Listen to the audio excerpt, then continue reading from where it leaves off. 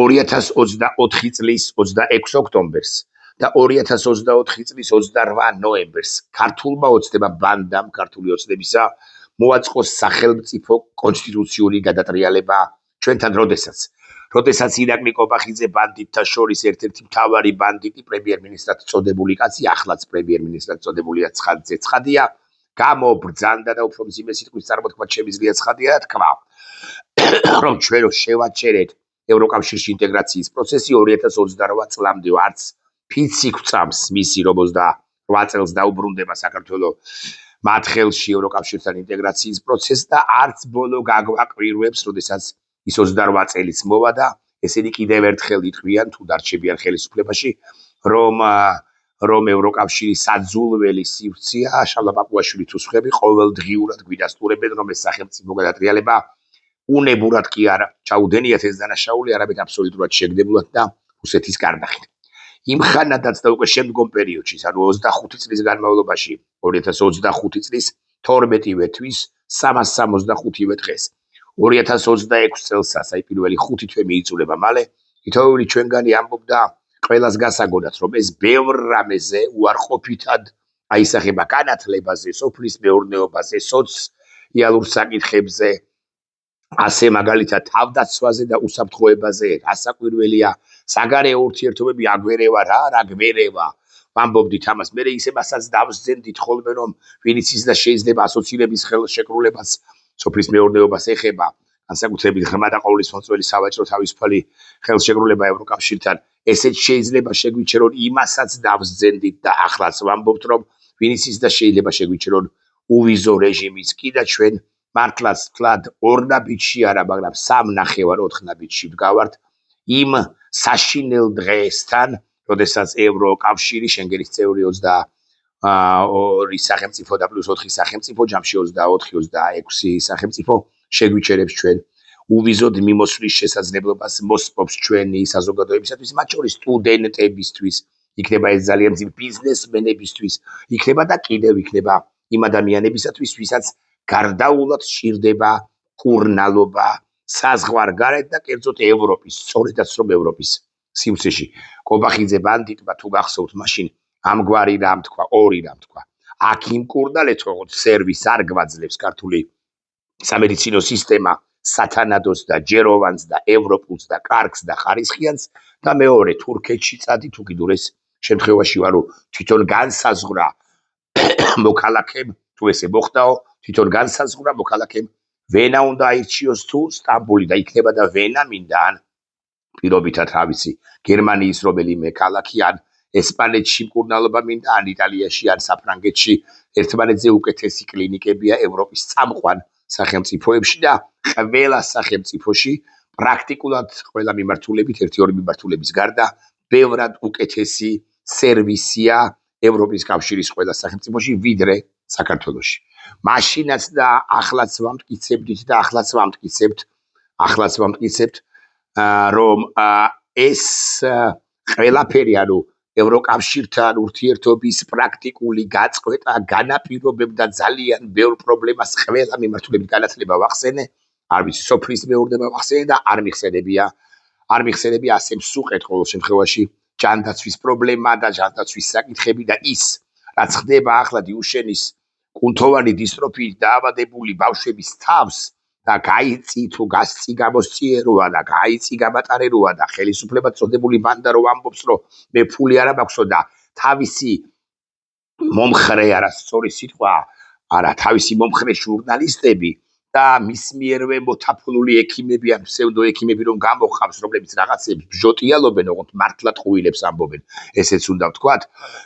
ხო მათ დათელი მადასტურებელია იმისა რომ ესენი თავის გამოძვრენას ცდილობენ ამ მათთვის ფრიად უხერხული ვითარებიდან, მაგრამ ეს არ ცვლის ვითარებას მართლა იმ ექიმებზე ან ფსევდო ჟურნალისტებზე ხო არ გავამახვილებთ ყურადღებას კიდევ ერთხელ ვამბობ რომ ჩვენ რომ ევროკავშირთან დაახლოების პროცესში ვიყოთ ჩვენ გვექნებოდა ძალიან ბევრი სერვისი სხვა თუ არაფერი დასავლეთი გაგვიზიარებდა თავის გამოცდილებას და ახლა ამ ყველაფრისაგან უბრალოდ მოწყვეტილები ვართ და აი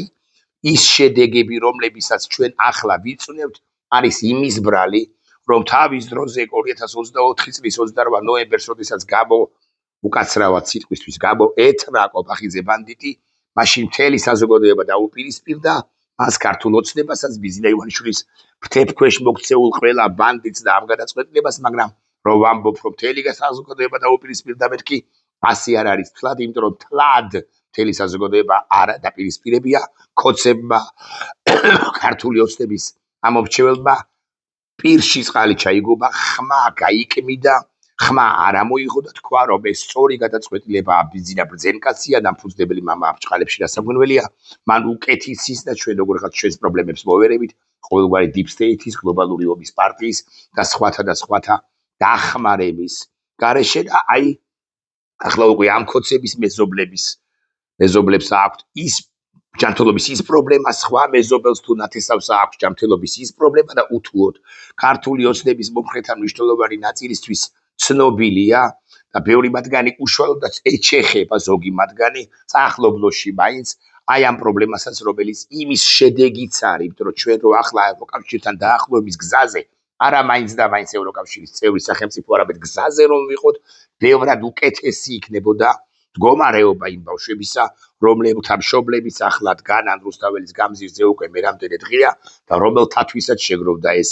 მილიონი ლარი თუ მილიონ ლარზე მეტი და საზოგადოებამ ესოდეს სერიოზული და მნიშვნელოვანი ერთიანობა, ერთობა, სოლიდარობა გამოიჩინა მათ მიმართ და ეს ძალიან კარგია, მაგრამ სოლიდარობა მათ ერთხის მხრივ რასაკვირველია გაამხნევებს, მაგრამ თავარ და ძირეულ პრობლემას ვერ აღმოფხურის, ვერც ეს მილიონი, ვერც 80,000 ხელმოწერა, ვერც სოლიდარობა რომ გაგრძელდეს, მეორე 1 მილიონი რომ შეგროვდეს, თუ მესამე 1 მილიონი რომ შეგროვდეს, მანამ არ აღმოიფხვრება ეს პრობლემა, სანამ ეხლა თქვენ გაქვთ მოლოდინი რომ მე ვიტყვი რომ სანამ საქართველოს ხელისუფლება არ გამოჰყოფს იმ თანხას, ათანხაც უნდა გამოჰყოს მეთქი, მაგრამ ესეც არ არის ხო უმნიშვნელოვანესია, ეს არ არის პრობლემის ძირეული აღმოფხვრის საფუძველი პრობლემის ძირეული აღმოფხვრის საფუძველი ქოცამომრჩეველს მიმართავ პირველ ყოვლისა არის ამ ბანდა ხელისუფლების გადაშენება ისტორიის სანაგვეში მოხვედრა, იმიტომ რომ დღეს ამ პრობლემას ჩაახშობენ, ამ პრობლემას გადააგორებენ, მაგრამ უთუოდ ხვალ სხვა დაავადებული უკურდებელითან რო განიკურდება იმგვარი დაავადებული ერთი ჯგუფი 100 კაციანი 200 კაციანი თუ 1750 კაციანი ბავშვები თუ დასრულები გამოჩნდებიან და იმას კი ვეღარ გადააგორებს ისიც რომ გადააგოროს და ფული ეყოს ამ ყველაფრისთვის მე უკვე მესამეს და სულ გადაგორების და საკუთარი თავის გადარჩენისა და პიარის და ვინც მას კამპანია აუგურა ამ შემთხვევაში სტუდენტებმა მათ წინააღმდეგ კომპრომატების ძიება მოძიება გამოქვეყნებით იქნება დაკავებული და ეს ხელისუფლება თუ ეს ხელისუფლება დარჩა, ამიტომ კი რასაკვირველია უმნიშვნელოვანესია რომ ახლა ჩვენ მოვუგოთ ეს პროცესი, რასაკვირველია მნიშვნელოვანია რომ მას გამოვაყოფინოთ თანხა ამ ბანდა ხელისუფლებას, რასაკვირველია მნიშვნელოვანია რომ ჩვენ ჩემი მოსაზრებით მნიშვნელოვანია რომ პოლიტიკურ პროცესშიც გადავზარდოთ ეს და საზოგადოების ერთ მნიშვნელოვან ნაწილს ამოხსნათ რომ ხელისუფლება დაწოდებული ჯგუფი ქართული ოცნებისა ბანდა ქართული ოცნებისა ახლა კი თითქოს მოაგვარებს, მაგრამ ძირეულად ვერ აღმოფხურის ამა თუ იმ სერიოზულ პრობლემას თუ ამას თუ სხვას,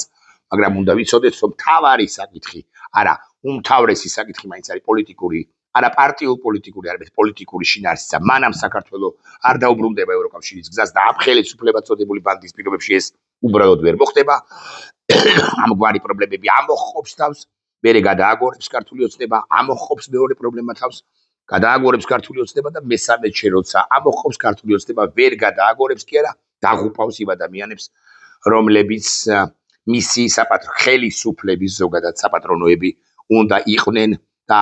ნამდვილად უნდა იყვნენ ჩვენ რომ ნორმალური ქვეყანა ვიყოთ. ახლა მე ცოტა ხნის წინ ამგვარი რამე ვკითხე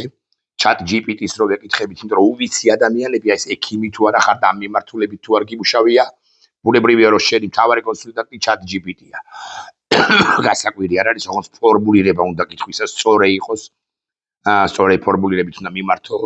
სწორი მართებული რედაქციით უნდა ჩამოვაყალიბო, კითხვა და მე ამგვარი კითხვით მივმართე ხსენებულ chat GPT-ს. მე ჩაუგდე გერმანული კლინიკები, ეს არის მაგალითად კლინიკა მიუნხენში, ეს არის კლინიკა ფრაიბურგში, ეს არის სხვა კლინიკის მაგალითად ვკითხე რომ კი ბერლინში.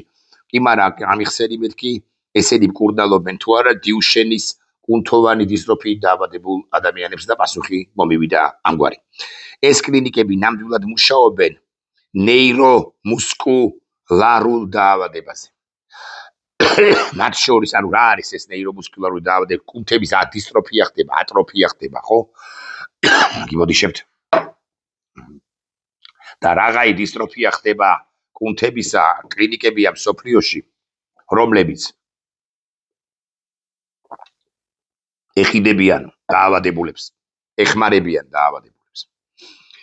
ეს კლინიკებიო მიუნხენის, ფრაიბურგის, თუ არ ვცდები, როდიში, ფრაიბურგის, მიუნხენის, ბერლინის და კიდე რამდენიმე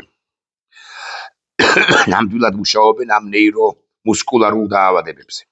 მათ შორის დიუშენის კუნთოვან დისტროფიაზეც DMD. შენო სწორად მიუთითებ. ჩემ და მე როგორ რაღაც წინ აქ საუბარი გაიხსნა, ამას არ აქვს მნიშვნელობა. ფრაიბურგის ოფიციალურად ქვია, ოფიციალურად აქვს ცენტრუმ, მე ვერ კითხულობ გენერალურად, მაგრამ ქართულად თარგმანი ახლავს. ბავშვთა ნეირომუსკულარული დაავადებების ცენტრი.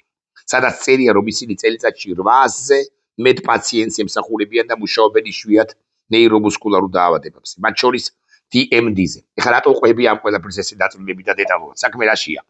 რომ ამ ხელისუფლებას წოდებულმა ბანდამ, მე მგონი თქვი ამ ჩათვაში თუ არ მithქვამთ ჯერ, გამოაგორა საკუთარივე ფალავნები, ექიმები ან ვითომ ექიმები, თუნდაც ნამდვილი ექიმები, რომლებსაც კეთილსინდისიერებასთან აქვს პრობლემები. სხვა ექიმები, პატიოსანი ექიმები, მათ უსაბუთობენ, რომ ისინი ცდებიან,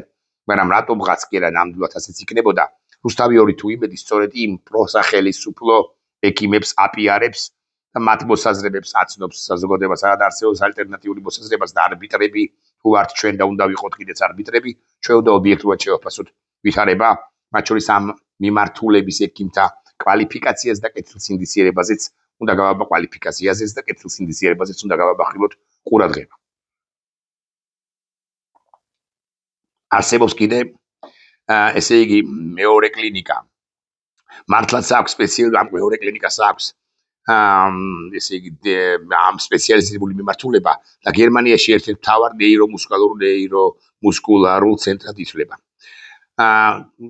კიოლნის თუ არ ვცდები, აუგასტალად მიუნხენის კლინიკა. ეს უფრო ნეიროორთოპედიული მიმართულებაზეა ფოკუსირებული, მაგრამ ოფიციალურად წერენ, რომ კურნალობენ ნეირომუსკულარულ დაავადებებსაც, ანუ ამ ბავშვებს ძირითადად ეს დაავადება აქვთ, რომ გავამართლოთ.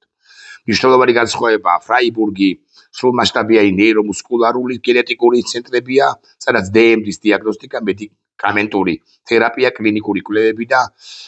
მულტიდისციპლინარული მართვა მიმდინარეობს. ხოლო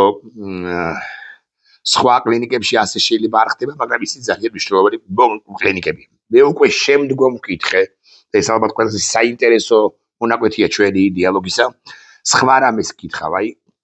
თავიდან ბოლომდე გაჩვენებთ და ამ რედაქციით ვეკითხები მე ChatGPT-ს. სხვა რამეს გკითხავ, ჩემო კარგო.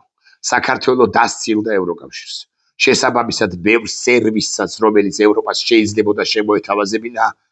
უკვე ვეღარ ვღებულობთ. დიუშენის კუნთოვანი დისტროფიით დაავადებულთათვის რამდენად მნიშვნელოვანი იქნებოდა, რომ ჩვენ გქონდეს ცნობა ინფორმაციაზე, ასევე კურნალობის მეთოდებზე და შესაბამისად უნდა ვიყოთ თუ არა ახლოს ევროპის კავშირთან, რომელიც ამ ინფორმაციას და კურნალობის მეთოდებს და სიახლეებს გაგვიზიარებს. ეს არის ჩემს მიერ დასმული კითხვა. დიახ, პასუხობს ის. იშვიათი დაავადებების შემთხვევაში, როგორიცაა დიუშენის კუნთოვანი დისტროფია DMD, ევროკავშირთან ახლო ინტეგრაცია მხოლოდ პოლიტიკური საკითხი არ არის, ჩემო კარგო. პასუხობს თავად ისევე, როგორც მე მივმართ ემას. ეს ხშირად უკავშირდება ინფორმაციის ხელმისაწვდომობას, კლინიკურ კვლევებში ჩართვას, თანამედროვე თერაპიებზე წვდომას, ექიმების გადამზადებას, პაციენტთა საერთო რეესტრებს და ზოგჯერ თავად სიცოცხლის ხანგრძლივობასა და ხარისხსაც კი. ევროკავშირში არსებობს სპეციალური ქსელები European Reference Networks, შესაბამისი აბრევიატურით, რომელიც იშვიათ დაავადებებს ეძღვნება. საქართველოს არ არის ამ სპეციალური ქსელების წევრი. აი რა განაპირობა 28 ნოემბერმა. თქვენ მოგმართავთ ქართული ოცნების ამომრჩევლებო, თქვენი ახლობლების შვილები არიან დიუშენის კუნთოვანი დისტროფიის დაავადებულები. ან შეიძლება სხვა დაავადები, თიტანჯები ან ბავშვები, მოზარდები, რამის დასრულები და ასე შემდეგ.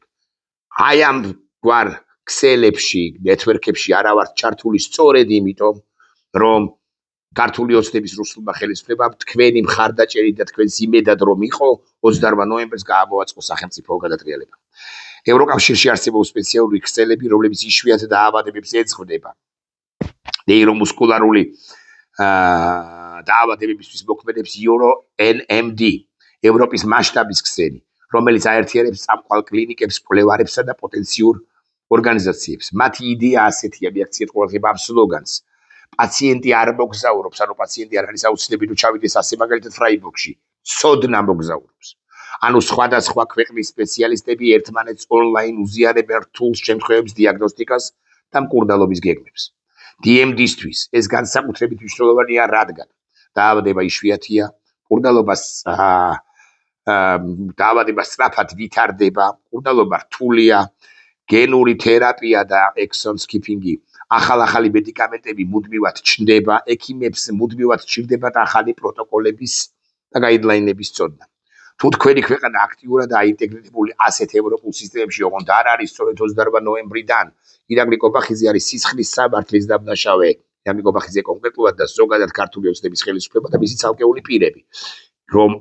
ადამიანებს მოუსპო მათ შორის ღირსეული ცხოვრების და ღირსეული ჯანდაცვის მიღების შესაძლებლობა, ჯანდაცვის სერვისების მიღების შესაძლებლობა, იმიტომ რომ ამგვარი ორგანიზაციებიდან, ქსელებიდან, კავშირებიდან და ასე შემდეგ საქართველოს ნელ-ნელა გამოერთო უკვე, ან გამოერთვება მომავალში და ვერ მივიღებთ სათანადო ინფორმაციას, მათ შორის აი ამ ბავშვების მშობლების დაახლოებით 100 ბავშვი ყავს ასეთი ამ დაავადებით. ხოლო სხვა დაავადება კი ძალიან ბევრია ჩვენ საზოგადოებაში გაჩენილი, არსებული, იცით თქვენ, ხან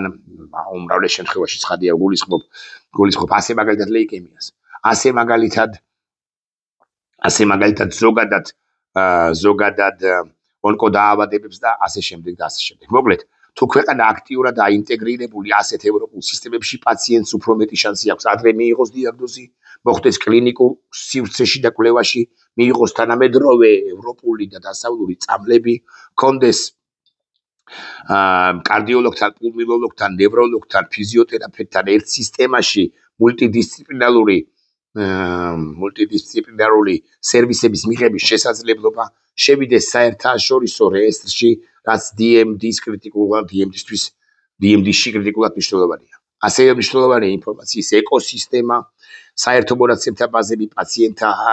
ასოციაციები, კვლევითი კონსორციუმები, მშობლების ქსელები, სწრაფი ინფორმაციის გაცვლა, ფასების შესახებ ინფორმაციის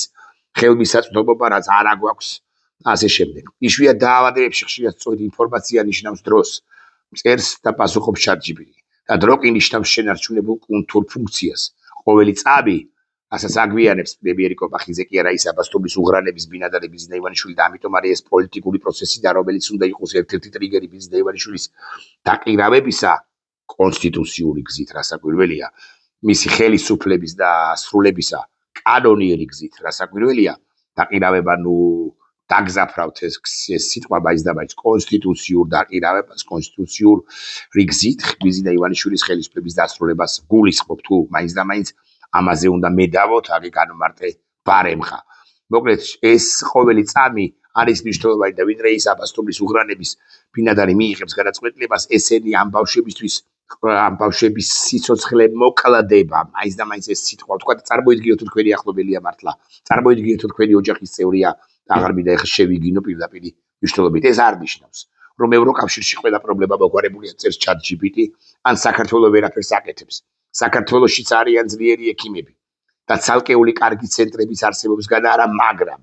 იშვიათ დაავადებებში პატარა ქვეყნებს თითქმის ყოველთვის სჭირდებათ, მართლაც ასეა. მეც კი ვიცი ამას, მე ვგრძნობ, მე ვხვდები, მე უვიცი ადამიანი ამ სფეროში. მე ვხვდები, რომ თუ ქსელი არ არსებობს, გამოცდილებას არ იზიარებ დასავლური ქვეყნებისა, თუ არა გაქვს ცდომა ინფორმაციაზე და ასე შემდეგ, შენ კი არა, შენზე ბევრად ძლიერი ქვეყნებიც კი ვერაფერს გახდებიან. ერთი კაცი ვართ ამ შემთხვევაში, ერთი კაცი ჭამაშია, ძბრალია. აგე მილიონი ლარი შეკრიბა დაახლოებით, არ ვიცი, 50,000-მა თუ 70,000-მა მოქალაქეები. ერთი ადამიანი ხო ვერ მოერეოდა ამ ყველაფერს და 70,000 კაცის ერთობამ განაპირობა მილიონი ლარის შეკრება. ასეა ჩვენთანაც ჩვენ ერთი ქვეყანა ამ პრობლემას ვერ მოვერეოდით რომ იყოს ქსელი რომ იყოს ურთიერთობები და სახელმწიფო გადატრიალება რომ არ მოეწყო ბიზნა ივანიშვილს და ირაკლი კობახიძეს 28 ნოემბერს 2024 წლისა შესაბამისად ჩვენ უკეთეს მდგომარეობაში ანუ ეს ბავშვები უკეთეს მდგომარეობაში იქნებოდნენ რანაირად ხავხსნა ამიხსენით ან ჩემზე კვალიფიციურებმა რანაირად ახსნან მართლა და მართლა რადგან ერთი ქვეყნის შიგნით ხშირად უბრალოდ არ გროვდება საკმარისი გამოცდილება ამ გამოცდილებასაც უზარმაზარი მნიშვნელობა აქვს რამდენად ვილაპარაკო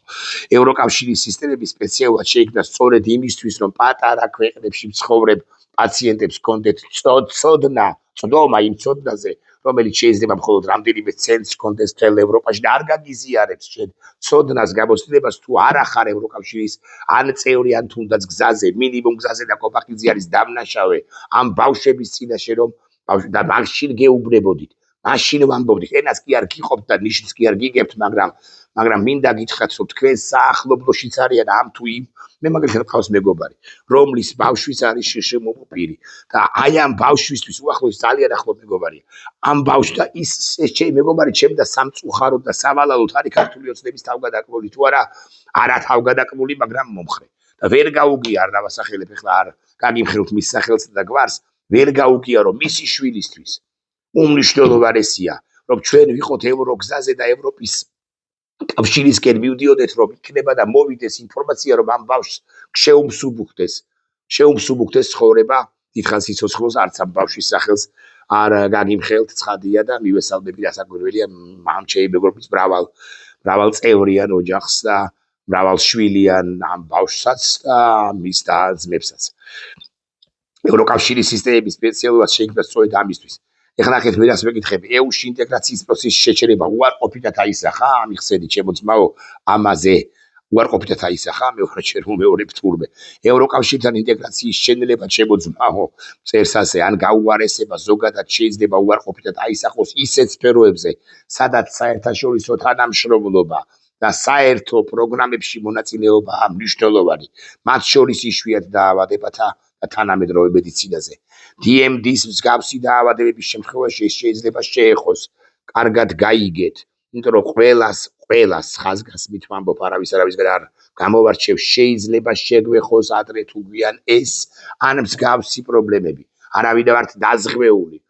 რომ ვიცოდეთ არავინ ვართ იმათზე უკეთესები ან იმათზე დაფარულები ვიდრე ის ბავშვები რომლებიც ახლა იტანჯებიან კონკრეტულად ამ დაავადებით მოკლედ DMD-ს მსგავსი დაავადების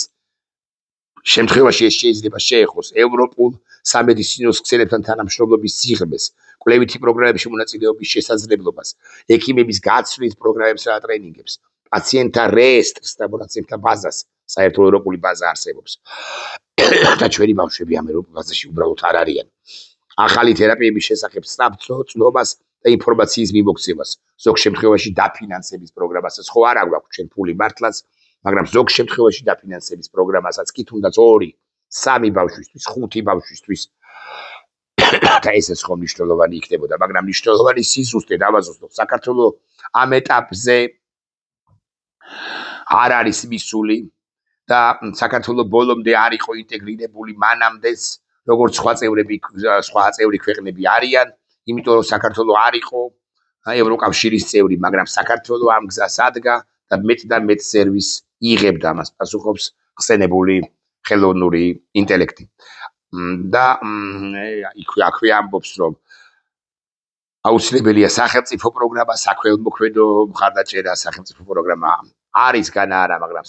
სათანადო არ არის და ისეთი არ არის, რომელიც თანამედროვე დღევანდელ გამოწვევებს ეხმიანება და ჯერ უნდა პასუხობს საქველმოქმედო მხარდაჭერის თვალსაჩინოება ვნახეთ ჩვენ გუშინ და დღეს და პირდაპირ საერთაშორისო კავშირები. იშვიათ დაავადებებში ყველაზე პრობლემაა ხშირად არა ერთი კონკრეტული დახურული კარი, არამედ ნელ-ნელა დაგროვილი ჩამორჩენა, ნაკლები კონტაქტი, ნაკლები კვლევა, ნაკლები ტრენინგი, ინფორმაციის უფრო ნელი გავრცელება, ბიუროკრატია, ჩაჭედილობა, ეს სიტყვა მე დავამატე გულახდილად გეტყვით, ჩაჭედილობა არა, გაჭედილობა ტვინისა, ირაკლი კობახიძისა, დაკომპლექსებულობა ტვინში ბიძინა ივანიშვილისა და ამ ადამიანებისა, რომლებიც მოსხდომიან თუ მოჯდობიან ამ ქვეყანას და და ჩვენი შვილების ბედით მანიპულირებენ პირდაპირ თუ იგივი მნიშვნელობით. ნახვამდის.